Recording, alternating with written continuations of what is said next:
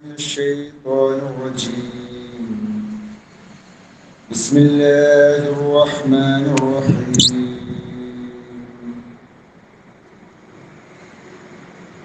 والله الذي أرسل الرياح فتثير سحابا فسقناه إلى بلد ميت فأحيينا به الأرض بعد موتها كذلك النشور.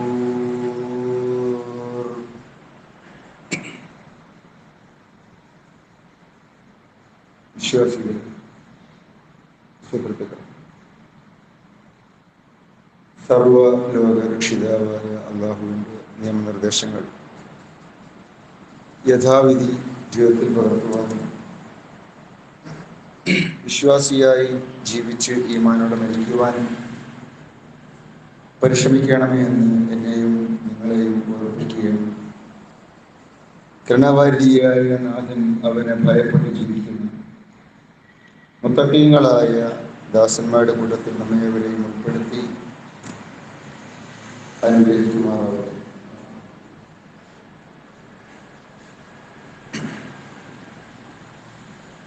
ഓരോ ദിവസവും ഓരോ നിമിഷവും നാം ഓരോരുത്തരും അനുഭവിച്ചു കൊണ്ടിരിക്കുന്ന അള്ളാഹുവിൻ്റെ അപാരമായ അനുഗ്രഹങ്ങൾ,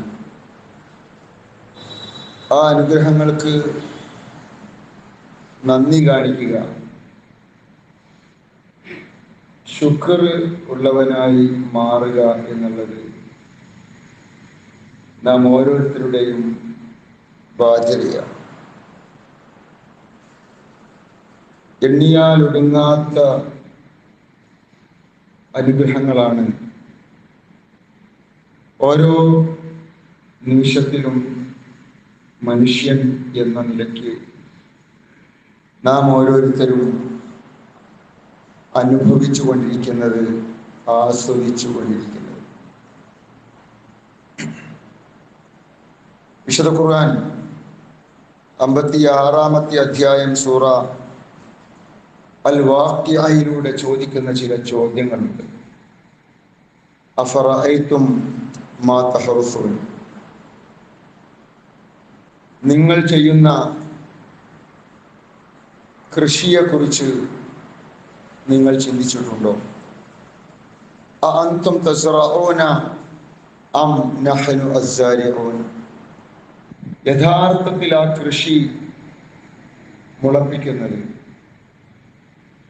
അതിനെ വളർത്തുന്നത്, അതിൽ നിന്ന് ധാന്യങ്ങളും ഫലങ്ങളും ഉൽപ്പാദിപ്പിക്കുന്നത് നിങ്ങളാണോ അതല്ല നാം ആണോ?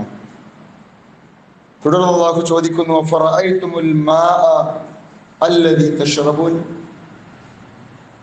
ദാഹിക്കുമ്പോൾ നിങ്ങൾ കുടിക്കുന്ന വെള്ളത്തെക്കുറിച്ച്, ദാഹജലത്തെക്കുറിച്ച് നിങ്ങൾ ചിന്തിച്ചു നോക്കിയിട്ടുണ്ടോ? അഅൻതും അൻസൽതുമൂഹു മിനൽ മുസ്ൻ അം നഹ്നുൽ മുൻസിലൂൻ, കാർമേഘ കീറുകളിൽ നിന്ന് ആ വെള്ളം ഇറക്കിയിരിക്കുന്നത് നിങ്ങളാണോ അതല്ല നാം ആണോ? ശേഷം അല്ലാഹു പറയുന്നു, ലൗ നശാഉ ജഅൽനാഹു ഉജാജ, നാം ഉദ്ദേശിച്ചിരുന്നുവെങ്കിൽ അതിനെ നാം കലർപ്പുള്ള അരുചികരമായ വെള്ളമാക്കി മാറ്റുമായിരുന്നു. അഫലാ തഷ്കുറൂൻ, ഇങ്ങനെയൊക്കെ അപാരമായ അനുഗ്രഹങ്ങൾ നിങ്ങൾക്ക് ചെയ്തു തന്നിട്ടും എന്തേ മനുഷ്യരെ നിങ്ങൾ നന്ദിയില്ലാത്തവരായി മാറിയത്, നന്ദിയുള്ളവരല്ലാതെ ആയിപ്പോയത്? നമുക്കറിയാം, നാം മാർക്കറ്റിൽ നിന്ന് വാങ്ങുന്ന വിഭവങ്ങൾ, ഭക്ഷ്യവസ്തുക്കളായി നാം ഉപയോഗിക്കുന്ന വസ്തുക്കൾ ഏതൊന്നായിരിക്കട്ടെ, അത് ഏത് കമ്പനിയിൽ നിന്ന്, ഏത് ഫാക്ടറിയിൽ നിന്ന്, ഏത് രൂപത്തിൽ ഒരു പ്രൊഡക്റ്റായി, ഉൽപ്പന്നമായി പുറത്തു വന്നതാവട്ടെ, അതിൻ്റെ എല്ലാം അസല്, അതെല്ലാം നിർമ്മിക്കപ്പെട്ടിരിക്കുന്നത് ഈ ഭൂമുഖത്ത് മുളച്ചു പൊന്തിയ ഏതെങ്കിലും ഒരു വസ്തുവിൽ നിന്നാണ്. അതല്ലാതെ ഒരു മനുഷ്യനും ഈ ആധുനിക കാലഘട്ടത്തിൽ പോലും മനുഷ്യന് കഴിക്കുവാൻ ഉതകുന്ന ഒരു വിഭവം ഈ ഭൂമുഖത്ത് മുളച്ചതല്ലാതെ സ്വന്തമായി ഉൽപ്പാദിപ്പിച്ച് ഉണ്ടാക്കുക എന്നുള്ളത് അസാധ്യമാണ്. മനുഷ്യനത് കഴിയുകയില്ല. അള്ളാഹുവിന്റെ അനുഗ്രഹം കൊണ്ടാണ് ഭൂമിയെ അള്ളാഹു ഈ രീതിയിൽ സംവിധാനിച്ചിരിക്കുന്നത്. നമുക്കറിയാം, കൃഷിക്ക് അനുയോജ്യമായ ഒരു ഗോളം മനുഷ്യൻ കണ്ടെത്തിയത് ഇന്ന് ഭൂമുഖം മാത്രമാണ്. മറ്റ് ഗ്രഹങ്ങളെക്കുറിച്ചും ഗോളങ്ങളെക്കുറിച്ചും ഉപഗ്രഹങ്ങളെക്കുറിച്ചുമൊക്കെ ആഴത്തിൽ മനുഷ്യൻ ഗവേഷണം നടത്തുന്നുണ്ട് എങ്കിലും അവിടെയൊന്നും മനുഷ്യന് ജീവിക്കുവാൻ സാധിക്കുന്ന ഒരു അന്തരീക്ഷം, കൃഷി ചെയ്യാൻ അനുഗുണമായ ഒരു സാഹചര്യം കണ്ടെത്തുവാൻ ഇതുവരെ മനുഷ്യന് സാധിച്ചിട്ടില്ല. ഇത് അള്ളാഹുവിന്റെ ദൃഷ്ടാന്തമായിട്ടാണ് അള്ളാഹു പഠിപ്പിക്കുന്നത്. സൂറ യാസീനിലൂടെ അള്ളാഹു പ്രസ്താവിക്കുന്ന ഒരു കാര്യമുണ്ട്.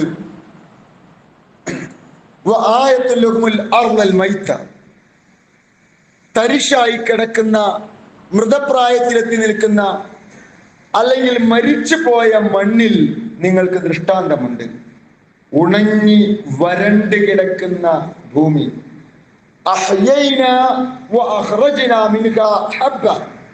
ആ ഭൂമിയെ അള്ളാഹു പറയണം, ആ ഭൂമിയെ പിന്നീട് നാം ജീവിപ്പിക്കുന്നു.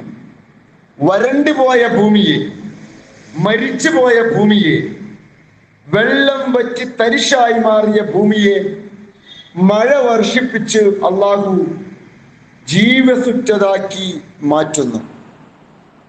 നമുക്കറിയാം, പലപ്പോഴും ഇനി ഒരു പുല്ലും മുളക്കുകയില്ല എന്ന് നാം പ്രതീക്ഷിച്ചിരുന്ന ഒരു മണ്ണ്, ഒരു പക്ഷേ മക്കൾ കളിച്ചിരുന്ന ഒരു ഫുട്ബോൾ ഗ്രൗണ്ട്, മഴ പെയ്ത് വെള്ളം നിന്നപ്പോ മക്കൾ കളി നിർത്തി. ഒരു മാസം കഴിഞ്ഞ് നമ്മൾ ആ വഴി ചെന്ന് നോക്കുമ്പോ ഇതുവരെ ചുവന്നു നിന്നിരുന്ന, അല്ലെങ്കിൽ ചെമ്മണ്ണ് കൊണ്ട് തിളങ്ങിയിരുന്ന ആ ഭൂമി ഇപ്പോൾ ഒരു പച്ച പരവതാനി വിരിച്ചതുപോലെ അവിടെ ആകെപ്പാടെ മുളച്ചു പൊങ്ങിയിരിക്കുന്നു. ആ ഭൂമിക്ക് വീണ്ടും ഒരു പുതുജീവൻ കൈവന്നിരിക്കുന്നു. ഇത് അള്ളാഹുവിന്റെ ദൃഷ്ടാന്തമാണ്. അതിനുശേഷം ആ മണ്ണിൽ നിന്ന് അള്ളാഹു ധാന്യങ്ങളെ ഉൽപ്പാദിപ്പിക്കുന്നു. അതിൽ നിന്ന് നിങ്ങൾ ഭക്ഷിക്കുകയും ചെയ്യുന്നു. ആ ഭൂമിയിൽ അള്ളാഹു പിന്നീട് തോട്ടങ്ങൾ ഉണ്ടാക്കുന്നു. മിന്നഹയിൽ, മനോഹരമായ ഈന്തപ്പനത്തോട്ടങ്ങൾ, മുന്തിരിത്തോട്ടങ്ങൾ, ആ ഈന്തപ്പനത്തോട്ടങ്ങൾക്കും മുന്തിരിത്തോപ്പുകൾക്കും ഇടയിലൂടെ അള്ളാഹു മനോഹരമായ നീരുറവകളെ ഉൽപ്പാദിപ്പിച്ച് ഒഴുക്കി വിടുകയും ചെയ്യുന്നു. എന്തിനു വേണ്ടിയാണ് അള്ളാഹു ഇതൊക്കെ ചെയ്തത്?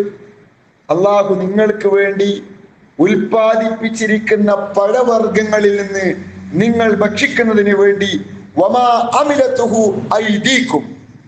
നിങ്ങളുടെ കൈകൾ പ്രവർത്തിച്ചത് കൊണ്ടുള്ള വിഭവങ്ങൾ, നിങ്ങളുടെ കൈകൾ അള്ളാഹുവിന്റെ നിർദ്ദേശത്തിന്റെ അടിസ്ഥാനത്തിൽ, അള്ളാഹുവിന്റെ അനുഗ്രഹങ്ങൾ ഉപയോഗപ്പെടുത്തിക്കൊണ്ട് നിങ്ങളുടെ കൈകൾ പ്രവർത്തിച്ചതിന്റെ അടിസ്ഥാനത്തിൽ ഉൽപ്പാദിപ്പിക്കപ്പെടുന്ന പഴവർഗ്ഗങ്ങൾ, ധാന്യങ്ങൾ, വിഭവങ്ങൾ നിങ്ങൾക്ക് ഭക്ഷിക്കുന്നതിന് വേണ്ടി മനുഷ്യന്റെ പ്രവർത്തനത്തെ പ്രോത്സാഹിപ്പിച്ചുകൊണ്ടാണ് ഖുർആൻ ഇവിടെ സംസാരിക്കുന്നത്. അഫ്ലാ തശ്കുറൂൻ. എന്നിട്ട് അല്ലാഹു ചോദിക്കുന്നു, എന്താണ് നിങ്ങൾ നന്ദി കാണിക്കാത്തത്? ഇതിനൊക്കെ നിങ്ങൾ നന്ദി കാണിക്കുന്നില്ലേ? അള്ളാഹുവിന്റെ അനുഗ്രഹങ്ങൾക്ക് നിങ്ങൾ നന്ദി കാണിക്കുന്നില്ലേ? ഇവിടെ വിശുദ്ധ ഖുർആൻ, വിശുദ്ധ ഇസ്ലാം ഈ ഭൂമുഖത്തെ നന്മയ്ക്ക് വേണ്ടി മനോഹരമായി ഉപയോഗപ്പെടുത്തണമെന്നും അള്ളാഹുവിന്റെ അനുഗ്രഹങ്ങൾ ആ അർത്ഥത്തിൽ നേടിയെടുക്കുന്നതിന് വേണ്ടി നിങ്ങൾ അധ്വാനിക്കണമെന്നും ആ അധ്വാനിക്കുന്ന പ്രവർത്തനം തീർച്ചയായിട്ടും അള്ളാഹുവിന്റെ മാർഗത്തിലുള്ള ഒരു കർമ്മമാണ് എന്നും നമ്മളെ തുര്യപ്പെടുത്തുകയാണ്. നിങ്ങൾ റസൂലുള്ളാഹി സ്വല്ലല്ലാഹു അലൈഹി വസല്ലമയുടെ ഹദീസുകൾ നമുക്ക് പരിശോധിച്ച് നോക്കിയാൽ കൃഷിയോടുള്ള, കാർഷിക വൃത്തിയോടുള്ള, ഭൂമിയിൽ നിന്ന് വിത്തിറക്കിക്കൊണ്ട് വിളവുൽപാദിപ്പിക്കുന്നതിനെ പ്രോത്സാഹിപ്പിച്ചുകൊണ്ടുള്ള നിരവധി വാക്യങ്ങളും പ്രസ്താവനകളും ഖുർആനിലും ഹദീസിലും നമുക്ക് കാണുവാൻ സാധിക്കും. ഇസ്ലാം അതിനെ എമ്പാടും പ്രോത്സാഹിപ്പിച്ചിട്ടുണ്ട്. ഈ ഭൂമുഖത്ത് ജീവൻ നിലനിൽക്കുന്നത് കർഷകർ നിലനിൽക്കുന്നത് കൊണ്ടാണ്. ഈ ഭൂമുഖത്ത് മാനവരാശിക്ക് നിലനിൽക്കാൻ സാധിക്കുന്നത് കർഷകർ മണ്ണിലേക്ക് ഇറങ്ങി അധ്വാനിക്കാൻ തയ്യാറാവുന്നത് കൊണ്ടാണ്. അതുകൊണ്ട് തന്നെ ആ ഒരു വിഭാഗത്തെ, ആ ഒരു പ്രവർത്തനത്തെ ഒരുപാട് ശ്ലാഘിക്കുന്ന, പ്രോത്സാഹിപ്പിക്കുന്ന വചനങ്ങൾ ഖുർആനിലും ഹദീസിലും നമുക്ക് വായിച്ചെടുക്കുവാൻ സാധിക്കുന്നു. അനസ് ബിൻ മാലിക് റളിയല്ലാഹു അൻഹു ഖാല റസൂലുള്ളാഹി സ്വല്ലല്ലാഹു അലൈഹി വസല്ലം, റസൂലുള്ളാഹി സ്വല്ലല്ലാഹു അലൈഹി വസല്ലം പറഞ്ഞതായിട്ട് അനസ് ബിൻ മാലിക് റളിയല്ലാഹു അൻഹു റിപ്പോർട്ട് ചെയ്യപ്പെടുന്ന വചനം, മാ മിൻ മുസ്ലിമിൻ യഗ്രിസു ഗർസൻ, ഒരു മുസ്ലിം അല്ലെങ്കിൽ ഒരു മനുഷ്യൻ, അവിടെ മുസ്ലിം എന്ന് പറയുമ്പോൾ ഒരു മനുഷ്യനെ ഉദ്ദേശിച്ചുകൊണ്ട് ഖുർആൻ പ്രസ്താവിക്കുകയാണ്. റസൂലുള്ളാഹി സ്വല്ലല്ലാഹു അലൈഹി വസല്ലം പറയുകയാണ്, യഗ്രിസു ഗർസൻ, തീർച്ചയായിട്ടും അവൻ മണ്ണിൽ ഒരു കൃഷി ഇറക്കുന്നു, ഔ യസ്റഉ സർഅൻ, അല്ലെങ്കിൽ ഒരു വിളവ് ഇറക്കുന്നു, ഫയഅകുലു മിൻഹു ത്വയ്റ, എന്നിട്ട് അതിൽ നിന്ന് പക്ഷികൾ തിന്നുന്നു, ഫയഅകുലു മിൻഹു ത്വയ്റ ഔ ഇൻസാന, അല്ലെങ്കിൽ മനുഷ്യർ ഭക്ഷിക്കുന്നു, ഔ ബഹീമത്തൻ, ത്വയ്ർ, ഇൻസാൻ, ബഹീമത്ത്, പക്ഷികളായിരിക്കട്ടെ, മനുഷ്യരായിരിക്കട്ടെ, മൃഗങ്ങളായിരിക്കട്ടെ, ഇല്ലാ കാന ലഹു ബിഹി സദഖ, അത് മുഖേന അതിലൂടെ അവന് ഒരു സദഖ ലഭിക്കാതിരിക്കുകയില്ല. മുസ്ലിമായ ഒരു മനുഷ്യൻ ഭൂമിയിലേക്ക് ഒരു കൃഷി ഇറക്കുകയും അതിൽ നിന്ന് അവൻ അത് കൊയ്തെടുത്ത് അല്ലെങ്കിൽ വിളവെടുത്ത് അതിൽ നിന്ന് കനി പറിച്ച് അതിൽ നിന്ന് കായ പറിച്ച് മാർക്കറ്റിൽ കൊണ്ടുപോയി വിറ്റ് അതിന്റെ കാശ് അവൻ വാങ്ങിയാലും ആ പ്രവൃത്തിക്ക് ഓരോരുത്തരും അത് ഭക്ഷിക്കുമ്പോൾ അതിന്റെ ഒരു സംതൃപ്തിയുടെ പ്രതിഫലം അവന് ലഭിക്കും. ഇനി ഒരു കിളി അതിൽ നിന്ന് തിന്നുപോയാലോ? ചില പ്രദേശങ്ങളിലൊക്കെ ഈ അടുത്ത് നമ്മുടെ രാജ്യത്തേക്കും ഒരു തരം വെട്ടുകിളികൾ കൂട്ടത്തോടെ അറ്റാക്ക് നടത്തിയ ഒരു വാർത്ത നമ്മൾ കേട്ടിരുന്നു. അങ്ങനെ ഒരു അറ്റാക്ക് നമ്മുടെ കൃഷിയിടത്തിൽ സംഭവിച്ചാൽ പോലും പലപ്പോഴും നമ്മുടെയൊക്കെ കർഷകരുടെ പരാതി, പന്നികളുടെ ശല്യം, അതേപോലെ തന്നെ കുരങ്ങന്മാരുടെ ശല്യം, ഇവരൊക്കെ വന്നിട്ട് ഒരു പക്ഷെ വിളവ് നശിപ്പിക്കുന്നു. തീർച്ചയായിട്ടും ഇത്തരം പ്രശ്നങ്ങൾ ഉണ്ടാകുമ്പോൾ അതിനെ പ്രതിരോധിക്കുവാനുള്ള ഗവൺമെന്റ് അംഗീകരിക്കുന്ന മാർഗങ്ങളൊക്കെ നമ്മൾ സ്വീകരിക്കണം.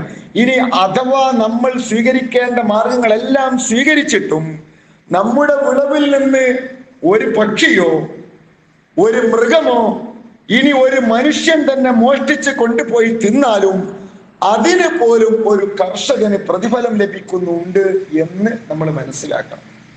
അത്രയും വലിയ ഒരു സ്തുത്യർഹമായ കർമ്മമായിട്ടാണ് ഇസ്ലാം ഇതിനെ നോക്കിക്കാണുന്നത്. അതിന്റെ അർത്ഥം വേലിക്ക് വിളക്ക് വേലി കെട്ടേണ്ടതില്ല എന്നോ ആരും കയറി ഇറങ്ങിക്കോട്ടെ ഒന്നുമല്ല. അതിന്റെ പ്രൊട്ടക്ഷൻ നമ്മുടെ ബാധ്യതയാണ്. പക്ഷെ അഥവാ നാം ചെയ്യേണ്ടതൊക്കെ ചെയ്തിട്ടും അതിൽ നിന്ന് വല്ലതും നമുക്ക് മറ്റാരെങ്കിലും തിന്നുപോയാൽ അതിനെ പഴിക്കുകയോ ശപിക്കുകയോ കുറ്റം പറയുകയോ ചെയ്യാതെ അതിൽ ഒരു പ്രതിഫലം പ്രതീക്ഷിച്ചാൽ ഒരു മുസ്ലിമിന് അതിനും അർഹതയുണ്ട് എന്നാണ് റസൂലുള്ളാഹി സ്വല്ലല്ലാഹു അലൈഹി വസല്ലമയുടെ ഈ വചനം ഇവിടെ പഠിപ്പിക്കുന്നത്.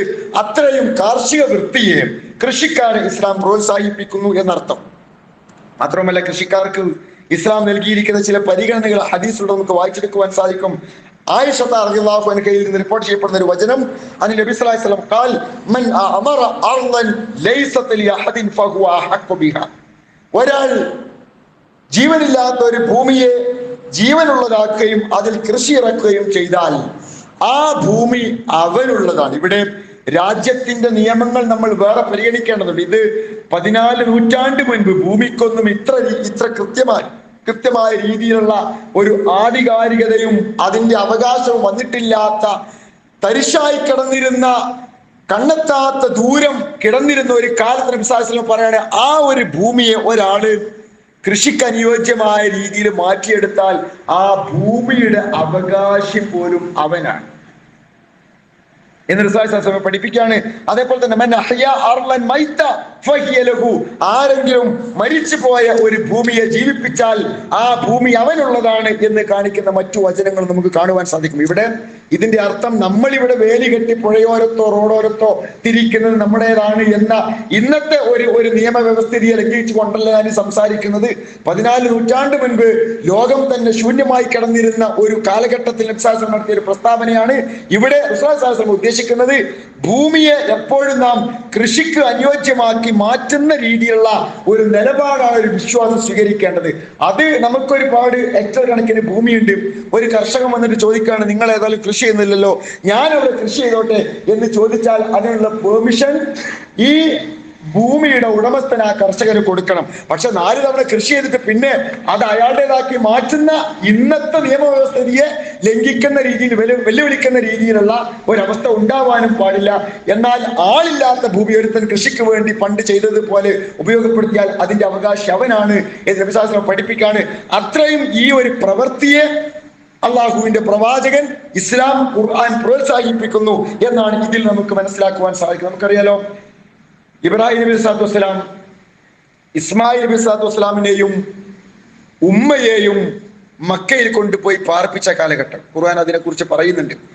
റബ്ബന ഇന്നി അസ്കൻതു മിൻ ദുർരിയതി ബിവാദിൻ ഗൈരി ദി സർഇൻ ഇൻദ ബൈതിക്കൽ മുഹറം. അല്ലാഹുവേ, നിന്റെ വിളിക്കുത്തരം ചെയ്തുകൊണ്ട് എന്റെ പൊന്നോമന മകനെയും അവന്റെ ഉമ്മയെയും ഞാൻ ബിവാദിൻ ഗൈരി ദി സർഇൻ, ഒരു കൃഷി പോലും ഇല്ലാത്ത ഈ ഇടത്തിൽ പാർപ്പിച്ച് ഞാൻ പോവുകയാണ്.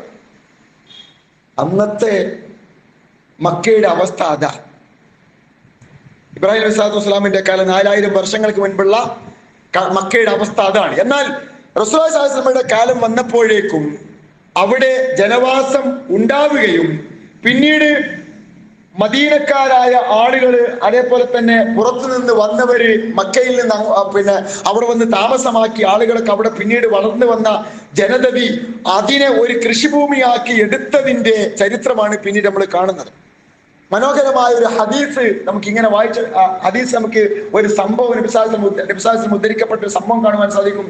ഒരു സ്വഹാബി സ്വർഗത്തിൽ വെച്ച് ചോദിക്കുകയാണ്, അദ്ദേഹം സ്വർഗത്തിലെത്തിക്കഴിഞ്ഞാൽ എന്ത് ഒരാൾക്ക് ആഗ്രഹിച്ചതൊക്കെ കിട്ടും. അവിടെ ഒരു സ്വഹാബി, ഒരു വ്യക്തി, ഒരു മുസ്ലിം സ്വർഗത്തിൽ കിടന്ന ഒരു വ്യക്തി ആഗ്രഹിക്കുകയാണ്, അള്ളാഹുവേ എനിക്ക് കൃഷി ചെയ്യണം. അപ്പോ അള്ളാഹു അയാളോട് ചോദിക്കുകയാണ്, നിനക്ക് ഈ സ്വർഗത്തിലെല്ലാം കിട്ടുന്നില്ലേ, പിന്നെന്തിനാ കൃഷി? അയാൾ പറയാണ്, എനിക്ക് കൃഷി ചെയ്യാനുള്ള കൊതി കൊണ്ടാണ്. എനിക്ക് മദീനയിലൊക്കെ അന്ന് കൃഷി അത്ര വ്യാപകമായിരുന്നു, കൃഷിയോടുള്ള ആഗ്രഹം കൊണ്ടാണ് എന്ന് പറഞ്ഞപ്പോ അള്ളാഹു അദ്ദേഹത്തിന് അതിനുള്ള സൗകര്യം ഉണ്ടാക്കി കൊടുക്കുന്ന. അങ്ങനെ അദ്ദേഹം കൃഷി ചെയ്തു. നിമിഷ നേരം കൊണ്ട് തന്നെ കൃഷി മുളച്ച് പൊങ്ങി അത് വളവായി പുറത്തു വന്ന് ഒരു കൂമ്പാരം പോലെ അവിടെ ധാന്യം ഉണ്ടായി. ഈ സംഭവം പറഞ്ഞപ്പോ സ്വഹാബാക്കളുടെ കൂട്ടത്തിൽ നിന്ന് ഒരാൾ പറയാണ്, പ്രവാചകര്, അത് ഞങ്ങൾ പട്ടണത്തിൽ താമസിക്കുന്ന ഒരാളാവാൻ സാധ്യതയില്ല, മദീനയിലുള്ള ഏതൊരു കർഷകനായ അൻസാരികളിൽപ്പെട്ട ഒരു കർഷകനായിരിക്കാനാണ് സാധ്യത എന്നൊരു സ്വഹാബി പ്രതികരിച്ചപ്പോ നബി സല്ലല്ലാഹു അലൈഹി വസല്ലം അപൂർവമായിട്ടാണ് മോണ കാട്ടി ചിരിച്ചത്. അങ്ങനെ ചിരിച്ച ഒരു സന്ദർഭമായി പണ്ഡിതന്മാർ ഈ ഹദീസിനെ പറയുന്നുണ്ട്. എന്ന് പറഞ്ഞാൽ അത്രയും അവര് കാർഷിക വൃത്തിയെ പ്രോത്സാഹിപ്പിച്ചിരുന്നു എന്നർത്ഥം. അതുകൊണ്ടാണ് ഇന്ന് അവിടെ ഒരു ഭാഗം പട്ടണമായി വളരുമ്പോഴും ഉൾപ്രദേശങ്ങളിലേക്ക് ചെന്ന് കഴിഞ്ഞാൽ നമുക്ക് എമ്പാടും ഈന്തപ്പന തോട്ടങ്ങളും മുന്തിരിത്തോട്ടങ്ങളും ഒക്കെ വളർന്നു നിൽക്കുന്ന ഒരുപാട് തോട്ടങ്ങൾ ആ മരുഭൂമിയിൽ ഉണ്ടായതായി നമുക്ക് കാണുവാൻ സാധിക്കും. ഇസ്ലാമിന്റെ കാർഷിക വൃത്തിയോടുള്ള കാഴ്ചപ്പാടാണ് ഇവിടെയൊക്കെ നമുക്ക് കാണുവാൻ സാധിക്കുന്നത്. മാത്രമല്ല നബി സല്ലല്ലാഹു അലൈഹി വസല്ലം ഇത്തരം കാര്യങ്ങൾ ഏർപ്പെടുന്നവരെ എത്രത്തോളം പ്രോത്സാഹിപ്പിച്ചിട്ടുണ്ട്. ഇബ്നു അബീ റളിയല്ലാഹു അൻഹു റിപ്പോർട്ട് ചെയ്യപ്പെടുന്ന ഒരു വചനം, മൂന്ന് വിഭാഗത്തോട് ഞാൻ നാളെ പരലോകത്ത് തർക്കിക്കുമെന്ന് പറഞ്ഞു റസൂലുള്ളാഹി സ്വല്ലല്ലാഹു അലൈഹി വസല്ലം പറയാണ്. ഒരാൾ എന്റെ പേരിൽ വാഗ്ദാനം ചെയ്തിട്ട് ആ വാഗ്ദാനത്തെ ലംഘിച്ചവനോട് നാളെ പരലോകത്തെ ഞാൻ തർക്കിക്കും.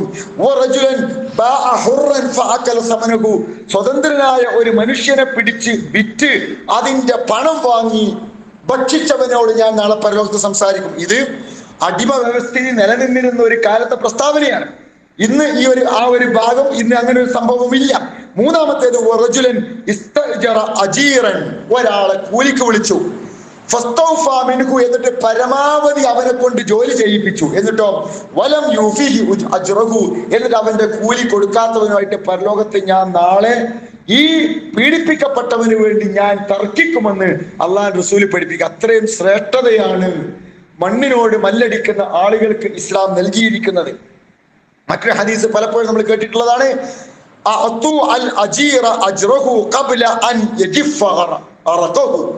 നിങ്ങൾ ജോലി ചെയ്തവന് അവന്റെ വിയർപ്പ് വറ്റുന്നതിന് മുൻപ് കൂലി കൊടുക്കുക. നമ്മുടെ നാട്ടിൽ ജോലി ചെയ്യുന്നവരും ജോലി ചെയ്യിക്കുന്നവരുമുണ്ട്. ജോലി ചെയ്യിക്കുന്ന ആളുകൾക്ക് ജോലിക്കാരനോടുള്ള ഉത്തരവാദിത്തത്തെ കുറിച്ച് റസൂലുള്ളാഹി സ്വല്ലല്ലാഹു അലൈഹി വസല്ലം കൃത്യമായി പഠിപ്പിച്ചു തന്നിട്ടുണ്ട്. നമ്മളെ ഇഷ്ടം പോലെ ജോലി ചെയ്യിക്കുക, എന്നിട്ട് നമുക്ക് തോന്നിയത് കൂലി കൊടുക്കുക എന്നുള്ളത് ഇസ്ലാം അംഗീകരിക്കുന്നില്ല. അതോടൊപ്പം തന്നെ ജോലിക്കാർക്ക് ക്ഷാമം നേരിടുന്ന ഒരു കാലഘട്ടത്തിൽ എന്തെങ്കിലും ഒരു സംരംഭം നടത്തുന്ന ആളുകളെ മുഴുവനും പ്രയാസപ്പെടുത്തുന്ന രീതിയിൽ കൂലിക്കാർ നാട്ടിൽ പ്രയാസമുണ്ടാക്കുന്ന ഒരു സാഹചര്യവും ഒരു നാട്ടിൽ ഉണ്ടാവാൻ പാടില്ല.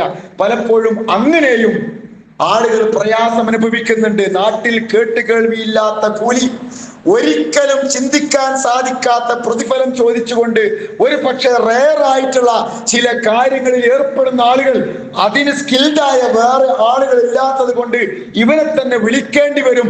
അങ്ങനെ അവനെ തന്നെ വിളിക്കുമ്പോ എനിക്ക് ചെയ്യാൻ പറ്റാത്ത ഒരു കാര്യത്തെ, ഒരു നിസ്സാരമായ കാര്യത്തിന് വേണ്ടി ഒരു പക്ഷെ ഞാൻ ഒരുത്തനെ വിളിക്കുമ്പോ ഒരു അരമണിക്കൂർ സേവനത്തിന് അല്ലെങ്കിൽ ഒരു ദിവസത്തെ സേവനത്തിന് ഒരിക്കലും ചോദിക്കാൻ പാടില്ലാത്ത കൂലി ചോദിച്ചുകൊണ്ട് ഒരു സംരംഭം നടത്തുന്നവനെ പ്രയാസപ്പെടുത്തുന്നതിനെയും ഇസ്ലാം അംഗീകരിക്കുന്നില്ല. ഇവിടെ രണ്ടിനും ഇടക്കുള്ള ഒരു മുതവസ്സിത്തായ നിലപാടാണ് ഒരു മുസ്ലിം സ്വീകരിക്കേണ്ടത് എന്നുകൂടി ആ കൂട്ടത്തിൽ നമ്മൾ മനസ്സിലാക്കുക.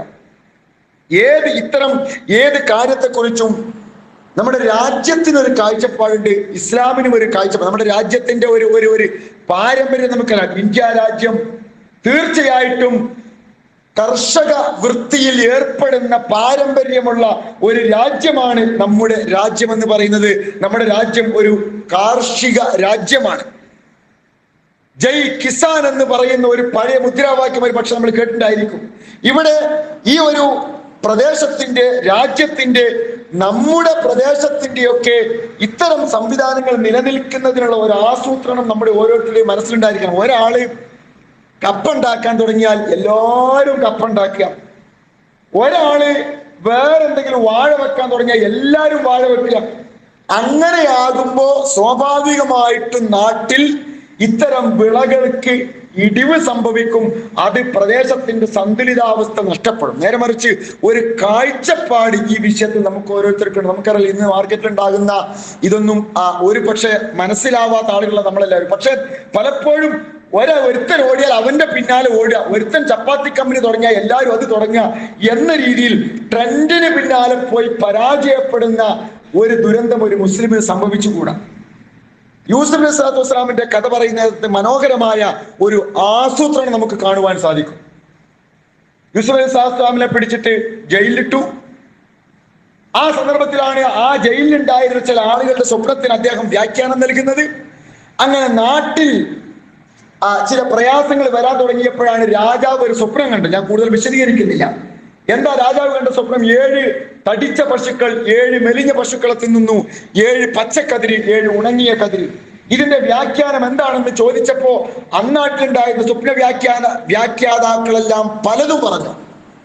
ഇതൊന്നും ശരിയായ സ്വപ്നമൊന്നും അല്ല എന്നൊക്കെ പറഞ്ഞു. അങ്ങനെ ഇരിക്കുമ്പോഴാണ് രാജാവിന് ഒരാൾ, ഇങ്ങനെ ജയിലിലൊരാളുണ്ട് യൂസുഫ് എന്നാ പേര് എന്ന് പറഞ്ഞത്. യൂസുഫ് നബിയെ കൊണ്ടുവന്നു. അദ്ദേഹം ആ സ്വപ്നത്തിന് വ്യാഖ്യാനം കൊടുത്തു. മനോഹരമായി ഖുർആൻ അത് പ്രസ്താവിക്കുന്നുണ്ട്. യൂസുഫ് അയ്യുഹ സിദ്ദീഖ് ഇഫ്തിനാ ഫീ സബ്ഇ ബഖറാത്തിൻ സിമാനിൻ യഅകുലുഹുന്ന സബ്ഉൻ ഇജാഫ് വതിസ്അ വസബ്ഉ സുംബുലാത്തിൻ ഖുദരിൻ വഉഖറ യാബിസാത്ത് ഖാല തസ്റഊന സബ്ഉ സിനീന ദഅബ. അദ്ദേഹം പറഞ്ഞു, നിങ്ങൾ തുടർച്ചയായി 7 വർഷം കൃഷി ചെയ്യുക, 7 വർഷം കൃത്യമായി കൃഷി ചെയ്യുക. എന്നിട്ടോ ഫബിഹ ഹസത്തും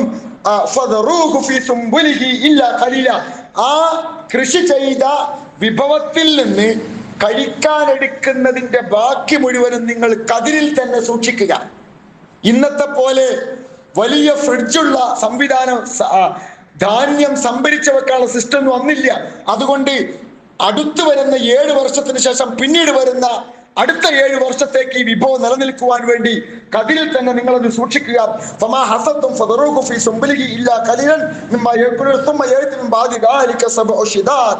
അതിനുശേഷം 7 ക്ഷാമത്തിന്റെ വർഷം വരാനുണ്ട്. അന്ന് നിങ്ങൾക്ക് ഈ കതിരിൽ നിങ്ങൾ സൂക്ഷിച്ചത് നിങ്ങൾക്ക് ഉപയോഗിക്കാൻ പറ്റും. പിന്നീട് അതിൽ നിന്ന് സ്വല്പം ബാക്കി വരും. അത് ഉപയോഗിച്ച് പിന്നത്തെ 7 വർഷം നിങ്ങൾ കൃഷി ചെയ്യണം. അങ്ങനെ 7, 14, 21 വർഷത്തെ ഒരു പ്ലാനിങ് ആണ് അവതരിപ്പിക്കുകയാണ് യൂസുഫ് നബി സ്വല്ലല്ലാഹു അലൈഹി വസല്ലം. ഇതിന്റെ അർത്ഥം എന്താ? ഒരു പ്ലാനിങ് ഇതിലൊക്കെ നമുക്ക് ഉണ്ടായിരിക്കണം. ഒരു 6 മാസത്തെ പ്ലാനിങ് പോരാ, ഒരു ലൈഫ് പ്ലാൻ ഇത്തരം സംഗതികളിൽ ഒരു വിശ്വാസിക്ക് ഉണ്ടായിരിക്കണം എന്ന് കൂടി ഖുർആൻ ഈ വിഷയത്തിൽ നമ്മളെ ഉത്ബുദ്ധരാക്കുന്നുണ്ട്. രാജ്യത്തിന്റെ പോക്ക് എങ്ങോട്ടായാലും വിശ്വാസികൾ എന്നുള്ള നിലക്ക് ഈ വിഷയത്തിലൊക്കെ നമുക്കൊരു കാഴ്ചപ്പാടുണ്ട്. അത് ഉൾക്കൊള്ളുവാനും അത് ജീവിതത്തിൽ പകർത്തുവാനും വിശ്വാസികളായ നാം ഓരോരുത്തരും ബാധ്യസ്ഥരാണ്. അതിനുവേണ്ടി നമ്മൾ കാര്യങ്ങൾ മനസ്സിലാക്കുകയും ജീവിതത്തിൽ പകർത്തുകയും ചെയ്യുക. അല്ലാഹുവോട് പ്രാർത്ഥിക്കുക, അവൻ നമ്മെ കാത്തുരക്ഷിക്കുമാറാവട്ടെ.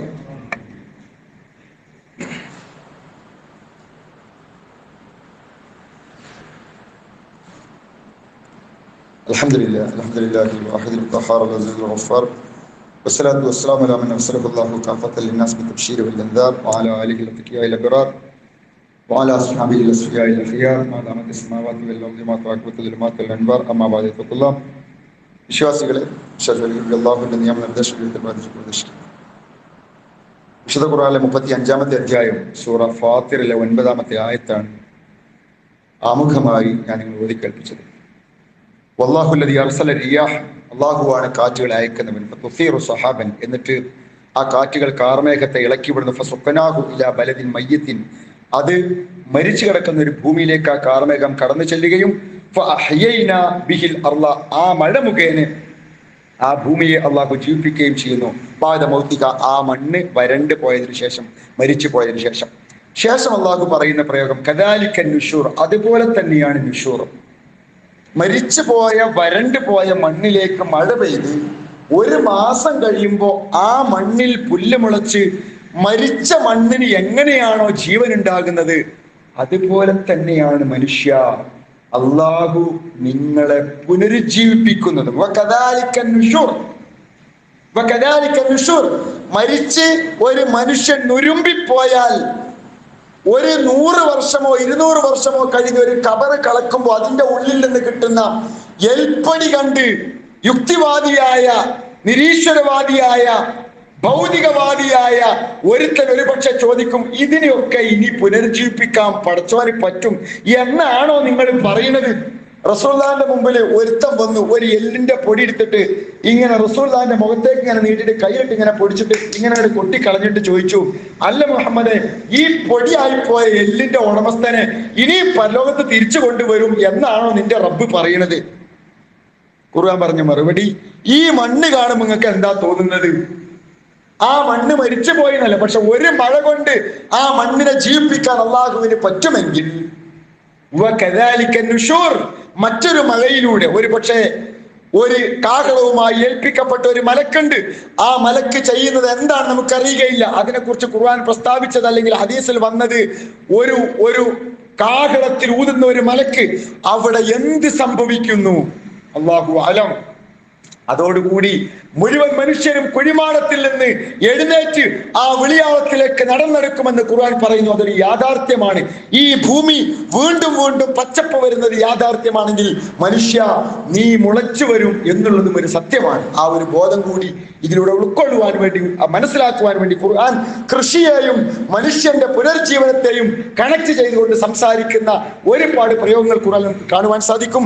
ആ രീതിയിൽ ഖുർആനെ ആഴത്തിൽ മനസ്സിലാക്കുക, പഠിക്കുക, അള്ളാഹുവിനെ കുറിച്ചുള്ള ശരിയായ ബോധം ഹൃദയത്തിൽ കാത്തു സൂക്ഷിക്കുവാൻ വേണ്ടി പരിശ്രമിക്കുക. അള്ളാഹുവോട് പ്രാർത്ഥിക്കുക, അവൻ നമ്മെ കാത്തുരക്ഷിക്കുമാറാവട്ടെ. നമ്മിൽ നിന്ന് വന്നുപോയ തെറ്റുകുറ്റങ്ങൾ അള്ളാഹു നമുക്ക് വിട്ടുപുറത്ത് മാപ്പാക്കി തരുമാറാവട്ടെ.